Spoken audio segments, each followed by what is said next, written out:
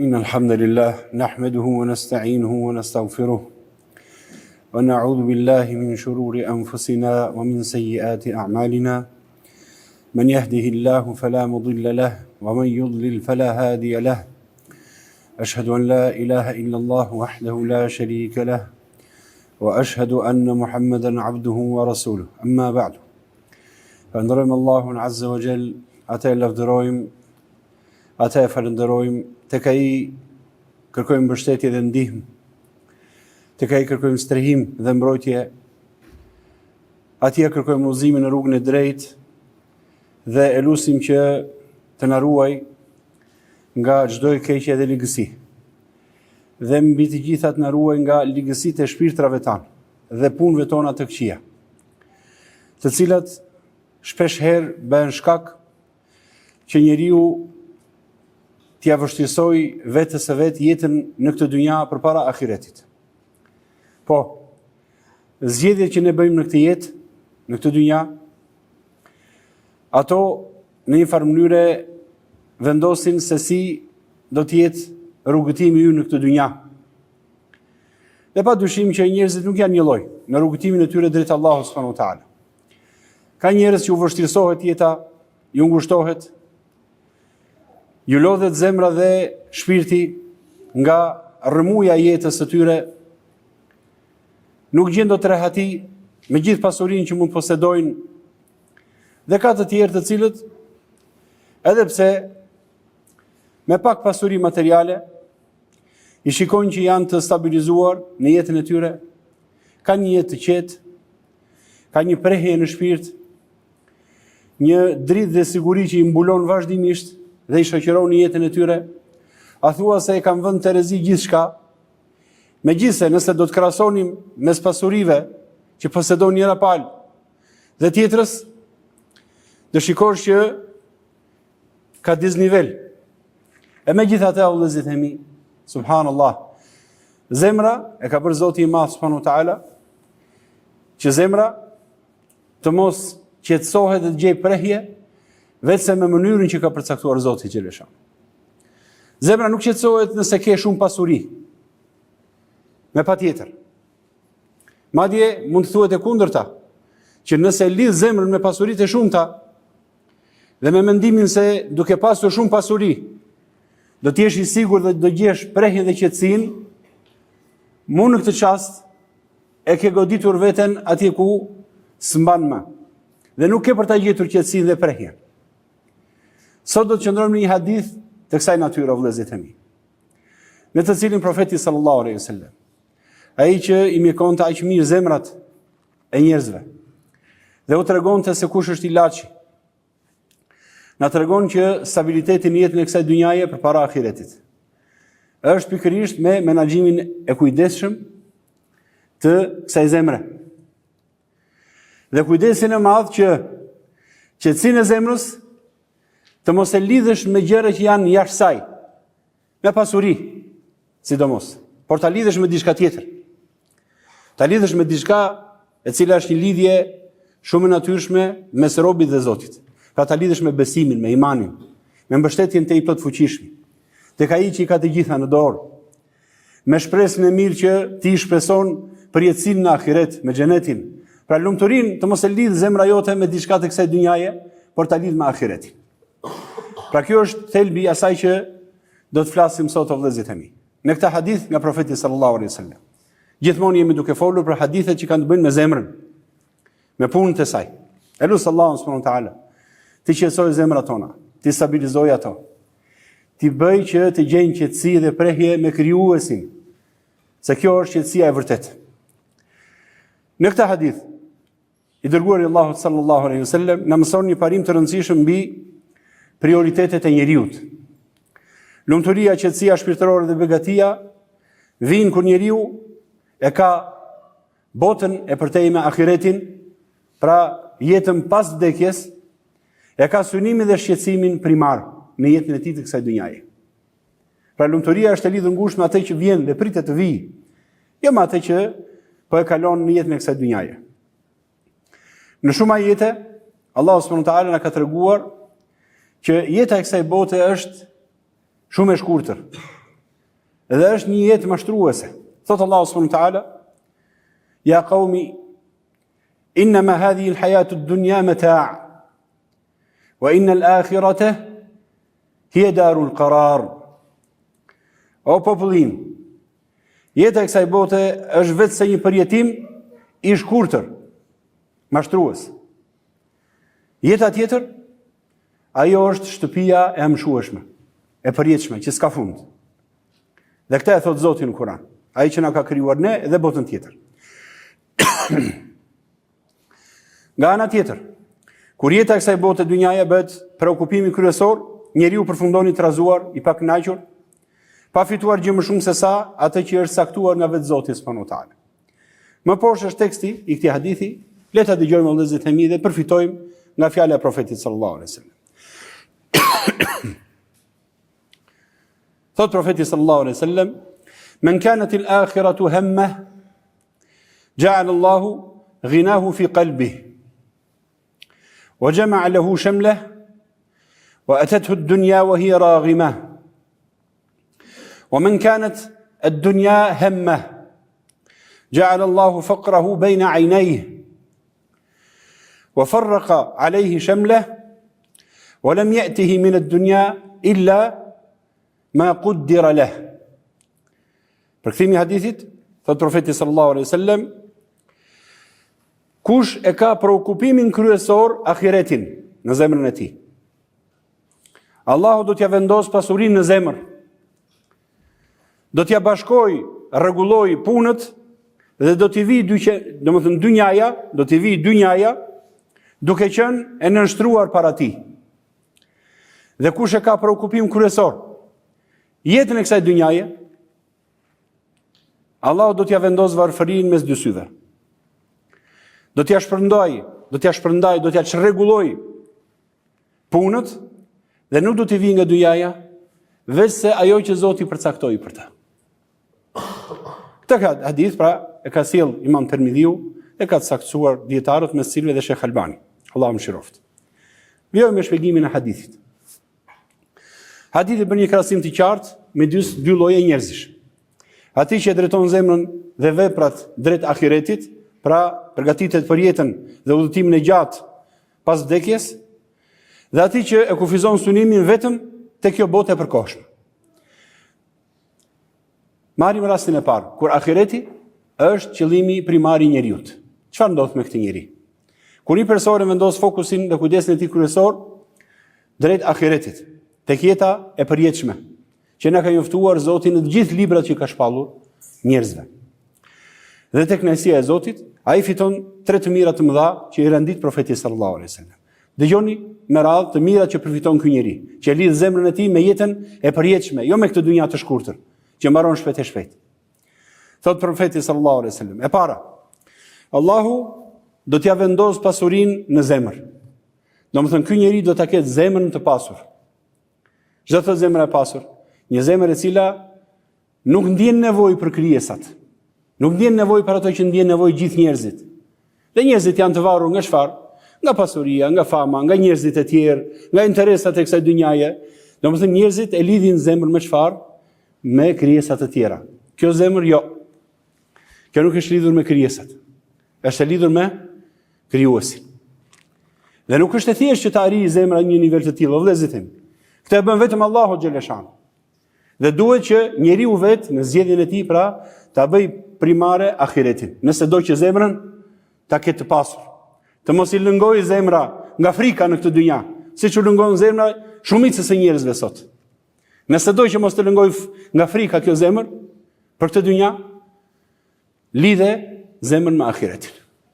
Lidhe zemrën me përjetësinë në xhenetet e Allahut xhaleshan. Pra, kjo do thot kënaqësi shpirtërore. Allahu e bën atë person të pasur në zemër, pra e bën të kënaqur, të lumtur me atë që ka.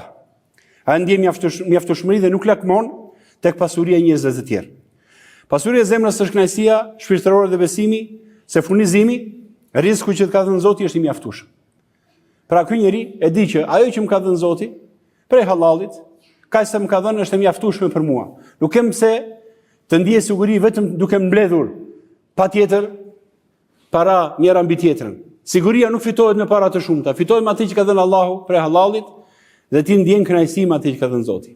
Secili ka fituar një punë në këtë dynja, jeton me një mënyrë të saktuar. Nëse ke krijuar një rutinë të përditshme, o vëlla im, ke krijuar një rutinë të përditshme, e nxorë riskun tënd. Kaq ta dish se është e mjaftueshme për ty. Se ditë janë ato, do kalojnë, dynjaja do ikë. Siç ka ikur deri tani kush të ka ushqyer, kush të ka furnizuar, o vëlla im. Nuk ka pse ta kesh të lidhur zemrën me çfarë, me patjetër me grumbullim pas, se vetëm kështu do jesh i sigurt. Vallahi kjo është siguri e reme. Pra, ky njeri është i sigurt që ajo që ka dhënë Zoti për riskut është e mjaftueshme për ta thot. Një njeri i tillë nuk e humb kohën duke vrapuar pas shtesave materiale pa nevojë, sepse është i qetë me atë çfarë ka dhënë Zoti xheleshan. Sheikhul Islam thekson se zemra nuk e fiton pavarësinë dhe lirinë e vërtet përveç se përmes adhurimit të Allahut xheleshan. Pra si fitohet edhe një herë kjo pavarësi e zemrës, kjo lloj kënaqësie dhe pasurie e zemrës, o vëllezërit e mi. Dëgjoni një fjalë të një dietari. Dëgjoni me kujdes se është fjalë shumë e thellë. Njeriu është krijuar me një prirje të natyrshme, të kërkojë atë që i sjell dobi dhe të largohet nga ajo që e dëmton. Çdo njeri synon të mirat për vete dhe të largojë të keqen. Për këtë arsye, shpirti është gjithmonë në kërkim. Njeriu është e natyrshme të kërkojë, të ofrojë vetes të mira dhe të largojë prej saj të këqijat. Kjo është lumturia e njeriut. Gjithmonë në lëvizje dhe asnjë nuk gjen prehje dhe qetësi. Ai ka nevojë për një qëllim të lartë, për një pikë synim madhor drejt të cilit të drejtojë gjithë dashurinë e tij, shpresën dhe përkushtimin. Dhe vetëm aty të gjejë prehje dhe qetësi shpirtërore. Nëse ky qëllim, pra që të gjejë qetësi shpirtërore, lidhet me materialen, kur s'ke për ta gjetur? Sepse është gjë dynjaje. Vetëm ai që lidh zemrën me Allahun subhanahu wa taala, me krijuesin, me adhurimin e tij, me kënaqësinë e Zotit xheleshan, me jetën e përjetshme që të ka krijuar Zoti për të, vetëm kështu zemra do të bëhet e pasur dhe do të jesh i pavarur nga krijesat. Ose në të kundërt, deshe, ti do të jesh i varur nga materialja. Shpresoj ta keni kuptuar të fjalë. Prandaj ky adhurim dhe lidhja me Allahun xheleshanu, nëse bën qëllimi kryesor, zemra çlirohet, o vëllezërit e mi. Nga çdo varësi tjetër dhe njeriu fiton pavarësinë, duke qenë rob vetëm i atij që e ka krijuar Allahu xheleshanu. Imam Ibn Qayyim shpreh një tjetër të vërtet të madhe dhe thot, kush e kërkon Allahun me sinqeritet të plot, ai ka për ta gjetur. Dhe ai që ka gjetur Zotin, zemra e tij mbushet aq shumë sa që nuk ka nevojë më të mbështetet tek dikush tjetër veç Allahut xheleshanu. Prandaj gjithë sfida jonë, o vëllezërit e mi, është të gjejmë Allahun subhanahu wa taala. Ta kuptojmë që jeta e dunjas është e shkurtër, thjesht na ka krijuar Zoti që ta adhurojmë atë dhe të kërkojmë ahiretin dhe përjetësinë, kurse gjithë gjërat e tjera, pasuria e kësaj dynjaje, profesionet, jeta, gjithçka me cilën ne jetojmë këtu janë gjëra anësore. Që në fakt vetë Allahu subhanahu wa taala, siç do të vijmë poshtë në hadith, ai ka siguruar robit. Edhe sikur mbrapa diellit të shkosh, ti do të marrësh atë që të ka përcaktuar Zoti ty. Qëllimi jo s'është të mbledhësh këtë, se këtë ta ka siguruar Zoti, do ta jap. Siç të ka dhënë profesionin, siç ka dhënë logjikën, të ka dhënë mendjen, të ka dhënë aftësinë, dhe do ta jap Zoti sa i t'ia ka ndarë këtë aftësi që e ke. Pra Allahu t'i ka ndarë këto gjëra. Thjesht preokupohu që ta lidhësh zemrën me ahiretin, që të gjesh qetësi dhe prehje. Ose në të kundërt do vrapuosh dhe asgjë s'ke për të marrë më shumë, vallahi. Do marrë vetëm atë që ka caktuar Zoti xheleshani. Dëgjoni të mirën e dytë. E para ishte pasuria e zemrës, siç tham. Pra ta kesh zemrën të pasur me Zotin xheleshan. E dyta, Allahu do t'ja bashkojë punët. Jetë e rregulluar dhe e lehtësuar. Kjo nuk kupton se Allahu ja rregullon dhe harmonizon çështjet e tij e këtij njeriu. Punët e tij që përndryshe do të ishin të shpërndara në drejtime të ndryshme, bëhen të mbledhura dhe të mirë organizuara. Pra edhe jetën e dunjas ja sistemon Zoti këtij njeriu. Pra ja sjell sikur ti ketë përpara një tavoline dhe i zgjidh gjërat, i vinë gjithë çështjet e dunjas së tij, ja lehtëson Zoti me mënyrën më të mirë të mundshme. Ja sjell lehtësimet që çdo njeri i tillë domethënë e ka provuar diçka, një mirësi të tillë nga Allahu xheleshan. Personi fiton qetësi mendore dhe përqendrim, sepse Allahu ndihmon në zgjidhjen e problemeve dhe në përmbushjen e nevojave të jetës. Shkurt, puna, familja, obligimet fetare dhe shoqërore, të gjitha i ka më të lehta dhe më të balancuara. Zoti i krijon mundësi dhe i hap dyert të suksesit, por nga nuk e mendon fare, nuk e llogarit ky njeri. Ja lehtëson Allahu. Pse? Sepse ky zemër e ka lidhur me kë, jo me sebepet me dynjan, ka lidhur me atë që krijon sebepet. Dhe qëllimi i këtij cili është fitoj ahiretin, atëherë Allah subhanahu wa taala që ushqen krijesat e kësaj bote, madje ushqen dhe njerëzit që e mohojnë fare. Edhe fyen mëngjes e mbrëmje. Nuk ka Allah subhanahu wa taala të t'japë dhe ty që adhuron mëngjes e mbrëmje Allahun xheleshanu, do t'i jap Allahun xheleshanu, ka për ta dhënë rrezikun i madhruari. Pra, ti njeria jam mbledh Zoti çështjet t'ia lehtëson punët. Dhe pastaj thot në fund, do bija tjetër dhe dynjaja do t'i vijë e nënshtruar. Subhanallah. Njerëzit harbojnë pas dynjaje ta marrin, kurse dynjaja do t'i vijë këtij njeriu. Nëse dikush mund të harboj se atë ka qëllim, dhe lodhet, dhe prap riskun do marr, edhe ky riskun do marr vetë se këtij dynjaja i vjen e nënshtruar. Ja sjell Zoti subhanahu wa taala. Jo se ky nuk punon. Se ky është i ndershëm, punon, nxjerr me djersën e tij, nuk do thot hadithi që risë ta sjell Zoti dynjan dhe mos punon fare, jo, as pak. Por ky punon, por qëllimi nuk e ka me këtë punën. Dhe qëllimi i tij është adhurimi Allahut xheleshanu, ahireti vëlla. Xheneti Allahu subhanahu wa taala. Dynjan ja sjell Zoti subhanahu wa taala me mënyrën që ai e di. Dhe çdo njeri ka të flas, subhanallahu, me lehtësime që sjell Zoti xheleshanu në jetën e kësaj dynjaje. Do të vijë nënshtruar dynjaja. Furnizimi i kësaj bote e ndjek vet. Kjo do thotë se të mirat materiale të kësaj bote do të vinë atij personi pa u munduar tepër për to. Dynjaja vjen e nënshtruar, do thotë se ajo çfarë është caktuar si rizq në këtë botë do të arrijë patjetër, madje me lehtësi dhe në kohën e duhur. Ai nuk ka nevojë të harxojë gjithë energjinë duke vrapuar pas dynjas, sepse vetë dynjaja i shkon pas. Ati njeriu në kuptimin që Allahu kujdeset t'i jap pra rizkun e tij. Do t'i shkojë pas ti njeriu dynjaja, sepse Allahu kujdeset që t'i shkojë në këtë formë të lehtësuar. Edhe sikur ky person të mos e lakmoj pasurinë, ajo që është caktuar do të arrijë gjithsesi. Madje dynjaja nënshtrohet, por nuk e mposh dot prioritetin e tij. Nuk arrin dot dynjaja që ta mashtrojë, që ai përpiqen çik më shumë në dynja, të kesh më shumë luks. S'ka nevojë për luks ky njeri. Mjafton me atë që ka dhënë Allahu. E gdhive ditën, e kalove ditën. Kjo ushqimin e ditës tënde. Veshjen të veshësh trupin dhe fëmijët e tu. Edhe një stret futesh kokën ti dhe familja jote. Ai ke këto gjatë kësaj dite. Je në një vend jetosh në paqe. Ke një shoqëri të mirë dhe vëllezër dhe miq. Ai ke di gjitha këto. Çfarë të duhet të mbledhësh më shumë, Ti s'jeton për të çështje. Jeton për të adhuruar Allahun xheleshanu. Jepi edhe përpiqu për Allahun subhanahu wa taala.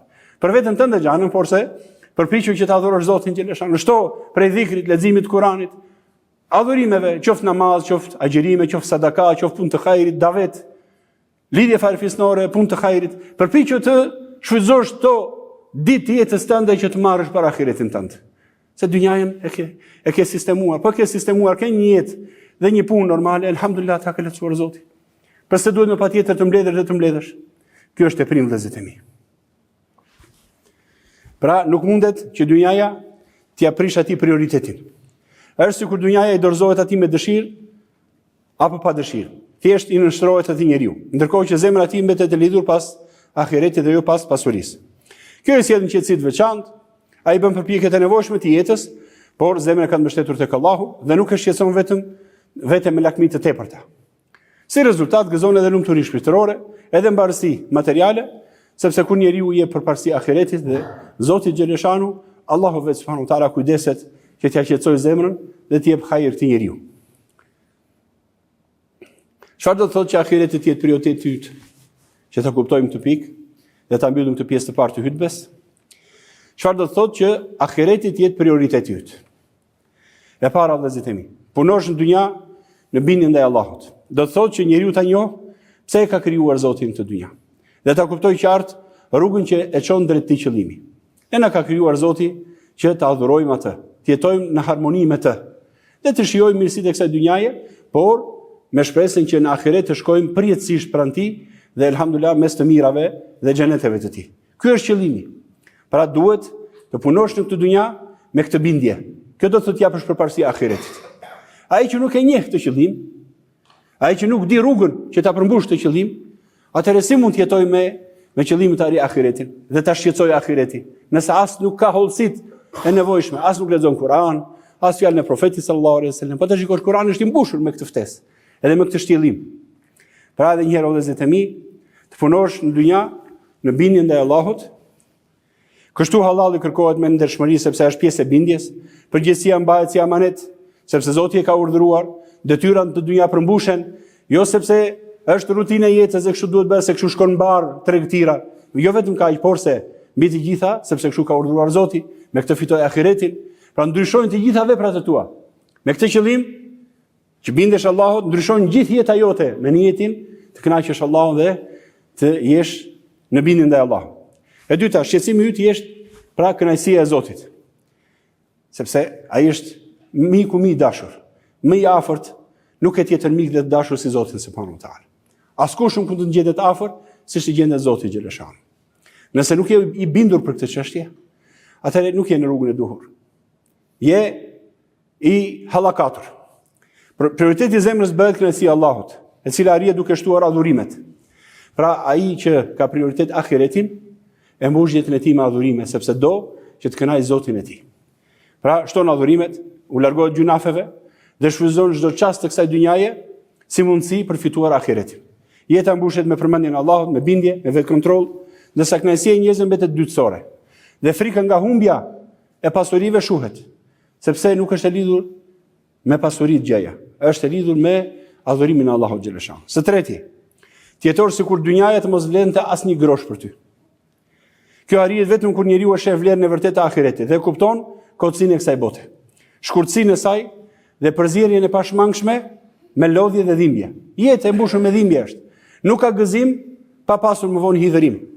Nuk ka buzëqeshje pa të sjellë më vonë lot dhe trishtim të shpirtit. E tillë është dynjaja. Madje nëse njeriu fillon të llogarit, sa i ke çastet në cilat ke qeshur, ose ke qenë i lumtur dhe i qetë në këtë dynjë, ja më thoni. Dhe mendon se sa është koha më e gjatë është e mbushur me dhimbje vëlla, me plane për të ardhmen, me probleme se si do të kalojnë, si do të programosh të vazhdoj jeta për veten tënde, pastaj për fëmijët e tu, pastaj për niprit dhe mbesat e tu. Kjo është jeta. Atëherë kjo ja vlen për këtë jetë të mbushur të tillë, sakrifikosh ahiretin ku do të jesh përjetësisht me të dashurit e tu, nuk ja vlen ta sakrifikosh vëllezërit e mi. Pra edhe një herë, jeto sikur dynjaja s'vlen as i grosh, se e tillë është. Nuk do të thotë ta braktisësh kënaqësitë e kësaj dynjaje dhe përgjegjësitë që ke ndaj njerëzve, por jepi hakun që i takon asaj që duhet. Pra që është ahireti. Dhe fundit dynja do të vijë, vëllezërit e mi, edhe nëse domethënë hidhet gjithë bota ta pengojë. Nëse bën ato sebepe, atë rrezik që ka caktuar Zoti për ty do ta marrësh, edhe kjo është mirë që të kuptohet vazhdimisht. Për të kuptuar që çfarë do lloj sebepi që të bëjë njeriu në kurriz të ahiretit, të mos mendojë i shkreti se do ta shtojë dynjan në këtë formë. Nuk e shton dot dynjan.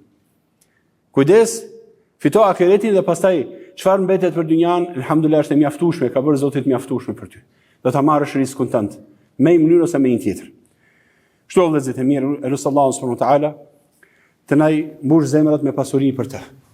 Elusallahu e madhëruar që ti mbledh çështjet tona, ti i bëj të lehta punët e kësaj dynjaje, dhe të na mundsoj të preokupohemi më shumë me ahiretin ton. Elusallahu të na mbush zemrën me përmallim për ahiretin. Dhe të mos e mbush me dashuri për të dynja, se vallahi domethënë s'ka gjetur qetësi ai që u lidh me jetën e kësaj dynjaje. Aqulu ma tasma'un wastaghfirullaha al-azim li wa lakum wa lisa'il mu'minin fastaghfiruhu innahu huwal ghafurur rahim.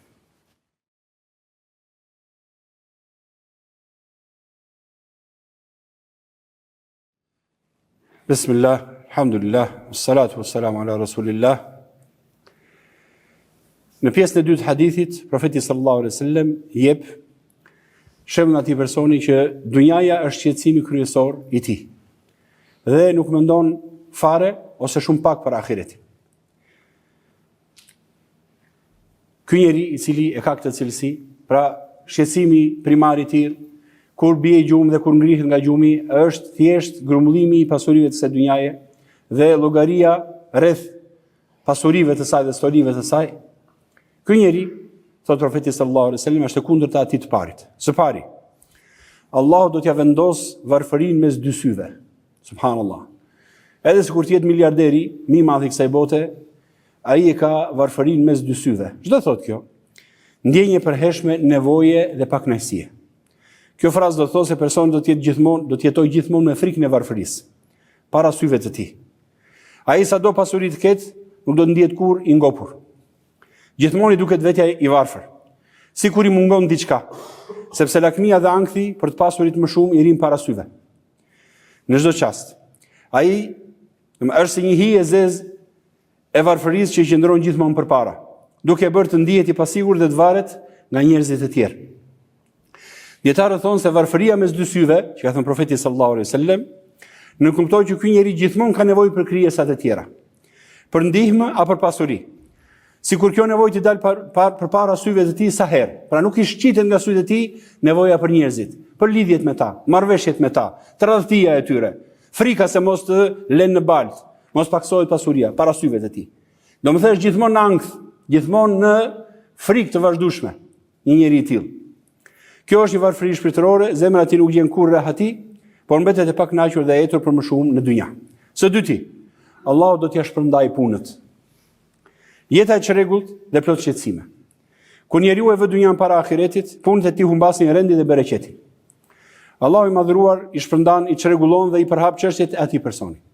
Saqë ai nuk arrin dot t'i mbledhet i vër punët në vijë, t'i ketë punët e veta në vijë. Gjithmonë që e pyet si janë punët, lere shumë punë kam, rëmuj gjithçka, kam halle, nuk i kam mbyllur çështjet. Gjithmonë, a thua subhanallahu deri në shtratin e vdekjes, mendon vetëm për të punë. Mendon si të rregulloj punët, si të përfundoj marrëveshjet. Gjithmonë ky është shkaku i ankthit të tij. Personi i tillë zakonisht është të ngarkuar me angazhime dhe stres, ngatërohet nga një problem në tjetrin, nga një hall në një telash tjetër. Edhe kur duket se fiton diçka në një anë, i humbet diçka në anën tjetër, pra mungon harmonia dhe qetësia në jetën e tij. Subhanallahu. Kujtoni fjalët e njerëzve të pasur që vdiqën të pasur në fakt, dhe në fund fjalët e fundit të jetës së tyre, cilat kanë qenë? Mos u preokuponi me pasurinë, pasuria vjen. Pasuria është thjesht numra. Merruni me familjen tuaj. Pra ata e shikoni nga çështja e dynjas përsëri, nuk e shikoni nga aspekti i ahiretit. Po prapë çfarë thonin? Jetoni më shumë me familjen, me njerëzit e dashur, jetojini jetën se jeta nuk është thjesht vetëm vrapim që të mbledhesh, të sigurosh statusin e miliarderit dhe të kesh qetësi, jo vallai. Pra, është thjesht lodhje për ta, e vazhdueshme. Kjo përhapje punëve vjen si pasojë e shmangjes së tij nga qëllimi kryesor, ahireti. Pra, përkujtimi i ahiretit nuk të lejon të bëhesh i tillë, thot profeti sallallahu alajhi wasallam. Duke qenë tepër i zënë vetëm me çështjet e dynjas, humbet ekuilibrin dhe përfundon me një jetë të trazuar dhe të pakënaqur. Dëmi tjetër nuk do të vijë nga dynjaja vetëm ajo që i është caktuar të vijë. Subhanallahu. Edhe kjo asgjë më tepër se caktimi i Zotit. Kjo pjesë e hadithit është shumë domethënëse. Do thotë se pavarësisht sa shumë përpiqet ky njeri të vrapojë pas dynjas, ai nuk do të marrë gjë tjetër vetëm asaj që Allahu ka caktuar për të që nga fillimi. Pra lodhja e tepërt e tij nuk i sjell ndonjë përfitim shtesë. Ai mund të sakrifikojë moralin, fen dhe kohën e vet pas kësaj bote. Por në fund do të marrë vetëm atë risk që kishte dekretuar Zoti për të, as më shumë as më pak. Dikush mund të thotë, si mund ta thuash të fjalë ndërkohë që ai ka miliarda? O vllai im, risku i këtij miliarderi është një lloj si risku jot. Sepse risku jot cili është? Është ajo që hëngre dhe nxorre. Ajo që e vesh dhe e grise. Dhe ajo që e le dhe për hir të Zotit dhe mbeti. Gjithë pasuria tjetër vëllezërit e mi do t'i mbetet të tjerëve. Do ta lësh pas. Madje nëse nuk i ke dhënë hakun, do të ndëshkojë Zoti për të. Tu ndonjë apo po në ahiret ndëshkimi është shumë i dhimbshëm, vëllezërit e mi. Pra dhe një herë, kur thot profeti sallallahu alajhi wasallam, nga dynja e vjen vetë ai sa është përcaktuar për të. Gjithë ajo shtesë që ai e mblodhi dhe e mblodhi në kurriz të ahiretit. Ajo nuk është se do të sjellë ndonjë dobi shtesë të miri, sepse nga pasuria e tij ai vetëm atë që ha dhe shpeshherë ta të këtij janë edhe me peris, si thon fjalës. Mbajnë edhe dietë, do të hanë në tas supë. E thjesht vishin po të shikosh vishin shumë modest. Më fal, çfarë përfitove nga pasuria jote? Cili është risku jot? Pasuri që do ta marrësh, do ta lësh pas, do ta marrin njerëzit pas teje? Fëmijët e tu mund të kenë nevojë për një pjesë shumë të vogël të asaj pasurie, mjafton për ta. Ja ta kesh përgjegjësinë e lënies së fëmijëve me pasuri. Po kjo është tej kësaj pasurie, është e tepërt. Është e panevojshme vëllezërit e mi. Pra është diçka që njeriu në kurriz të ahiretit mori këtë dynja. E megjithatë nga risku çfarë mori? Thjesht atë pak që do marrë secili njeri. Dhe nuk është se ndryshon gjë. Kështu ironia është se duke vrapuar pas dynjas, ai as dynjan se fiton sa dëshiron, e as qetësi shpirtërore nuk ka. Madje hadithi nuk kupton se njeri i tillë në fund mbetet i përurur dhe i nënçmuar vet. Pra mbetet i vetmuar. Dynjaja nuk i dorëzohet atij, përkundrazi e bën atë të varur dhe skllav të saj. Ai mbetet duarbosh në aspektin e lumturisë, të vërtetë sepse ka humbur ahiretin. Dhe nuk ka fituar vetë sa të pak pjesë të dynjas, që është krijuar për të. Në këtë mënyrë angazhimi i tepruar pas dunjallakut nuk i sjell ndonjë dobi njeriu, thjesht e privon nga lumturia në këtë dunja dhe përjetësia në ahiret. Pra vallahi ky është njeriu më i humbur. Do ta lër pasurinë pas, do ta fitojnë të tjerë që do të vinë pas tij, edhe ata nëse do kenë mend, do ta përdorin se duan. Në të kundërt, të njëjtin fat do të kenë të gjithë. Kështu vëllezërit e mi, si përfundim, ky hadith na mëson se balanca e vërtet në jetën e besimtarit arrihet kur prioriteti ynë kryesor është ahireti, kënaqësia e Zotit dhe përjetësia në xhenetet e tij. Ky është qëllimi pse na ka sjellë Zoti në jetë, fitojmë xhenetin e Allahut xhaleshan. Kjo nuk do të thotë braktisim dynjan, punë të kësaj bote, por mos të lejojmë që ato të sundojnë zemrën tonë. Dhe në kurisë të ahiretit, thjesht vetëm të mbledhim lukse dhe teprime. Përmbush detyrimet e tua, nevojat e jetës, madje edhe ndonjë luks, por jo në kufit e ekstravagancës dhe largimit ose teprimit, s'ka nevojë gjëra të tilla. Nëse njeriu sa më shumë të kufizohet me gjërat e nevojshme, të domosdoshme për veten dhe fëmijët e tij dhe familjen e tij, aq më mirë është sepse do të jetë i lirë për ahiretin. Dhe shfrytëzoj kohën mesin që ka dhënë Allahu xhaleshanu që të fitosh kënaqësinë e Zotit dhe përjetësinë në xhenetet e tij. Ky është një kuptim i drejtë që na jep profeti sallallahu alaihi wasallam. Një zemër e tillë edukuar me pasuri me Allahun subhanahu wa taala. Edukuar domethënë me pavarësi ndaj pasurive të kësaj dhunjaje, nga njerëzit dhe krijesat e kësaj dhunjaje, kjo zemër është një zemër e qetë që nuk do ndihet asnjëherë të rrezuar. Do vazhdoj udhëtimin derisa të vijë vdekja për të gjithë. Elos Allahu subhanahu wa taala na jap këtë zemër të kënaqur me të, na bëj që kënaqemi me pasurinë që na ka dhuruar dhe mbi të gjitha me imanin dhe mirësinë që na ka dhuruar Zoti i Madh subhanahu wa taala. Se fundi çoni salavat e profetit ton Muhammedin sallallahu alaihi wasallam. Allahumma salli ala Muhammad wa ala ali Muhammad. كما صليت على إبراهيم وعلى آل إبراهيم إنك حميد مجيد اللهم بارك على محمد وعلى آل محمد كما باركت على إبراهيم وعلى آل إبراهيم إنك حميد مجيد وآخر دعوانا أن الحمد لله رب العالمين.